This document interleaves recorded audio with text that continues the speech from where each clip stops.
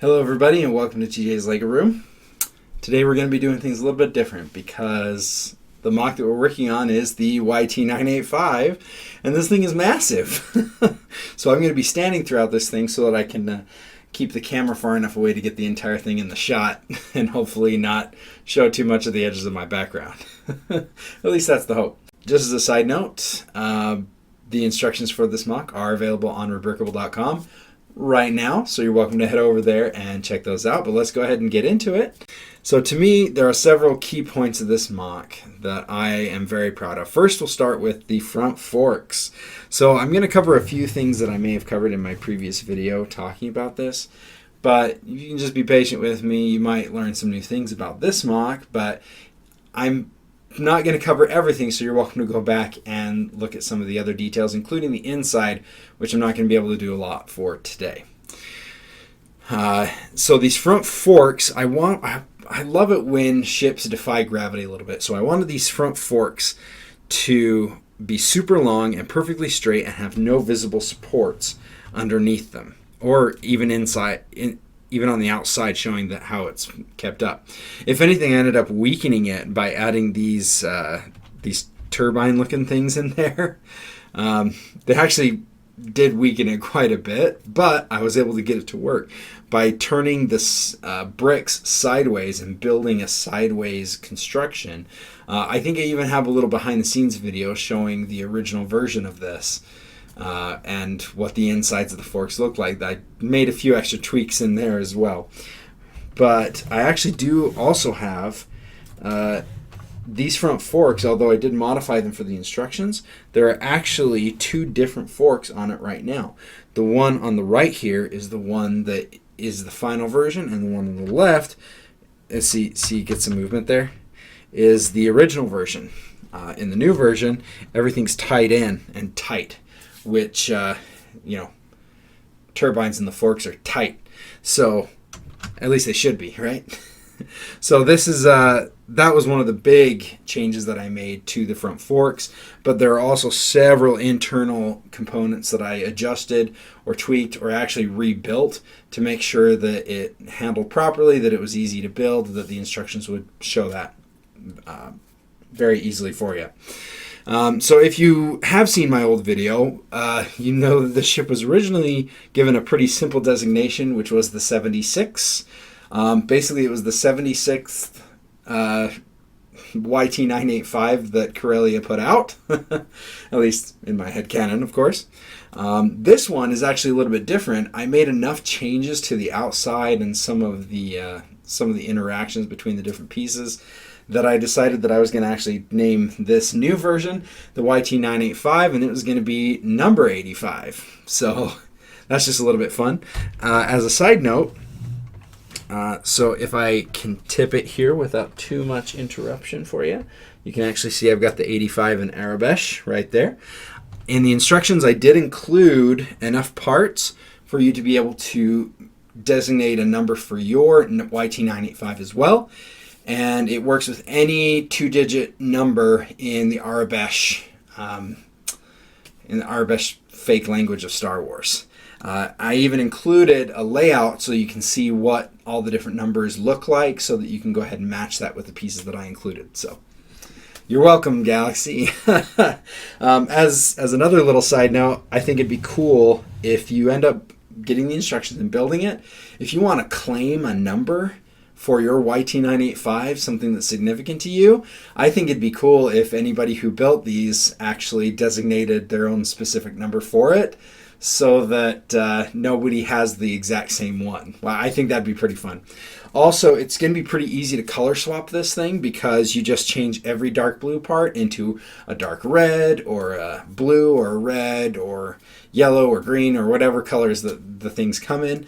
A lot of the decorations on the top I left off, especially on the back end, because I felt that I think you guys can come up with some pretty cool decorations for your ship. So if you want to change out the colors, the only ones that I do have are the ones going around the outside, the dark blue around the outside, and then the front forks decorations there. Everything else is something that you can go ahead and do.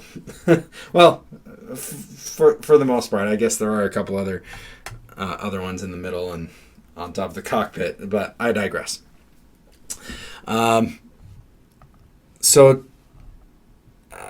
the top of the ship, we'll talk about this change next. On the very top of the ship, this used to be a gunner station like the Millennium Falcon. I've actually turned it into just an observation point rather than a weapons hard point.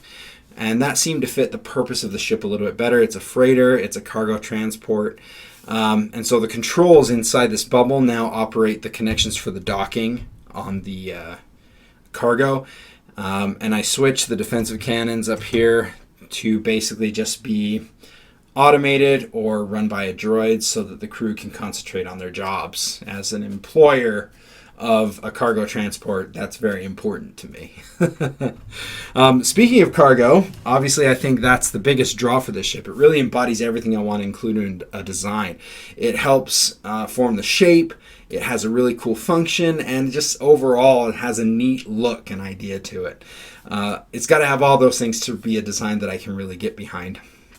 The cargo containers do help give it that classic round Corellian shape, but even without them or with different cargo attachments like we have on the other side with the Imperial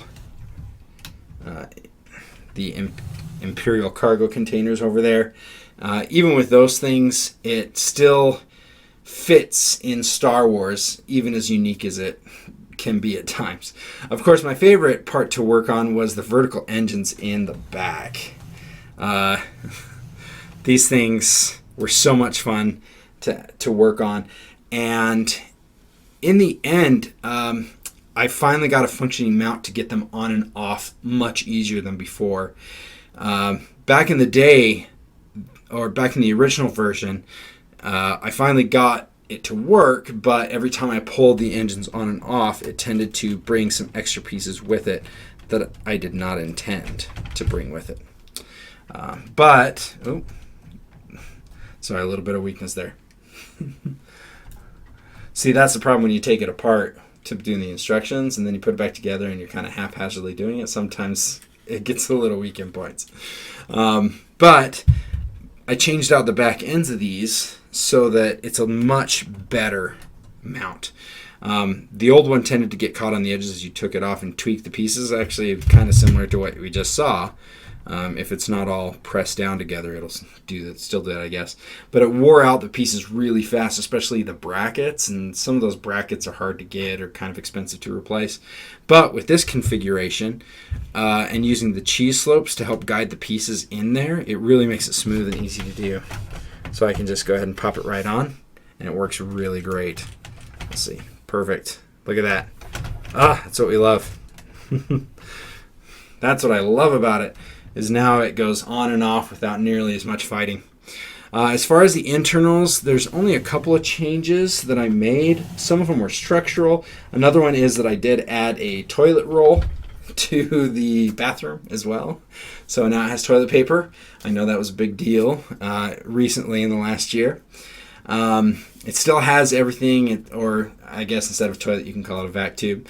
It has a kitchen, a single bed, a pretty roomy cockpit, the disembarking ramp, and the engine access area. Of course, there's also a couple of sneaky cargo areas in the front. Kept those secret compartments if you saw the previous video of the ship.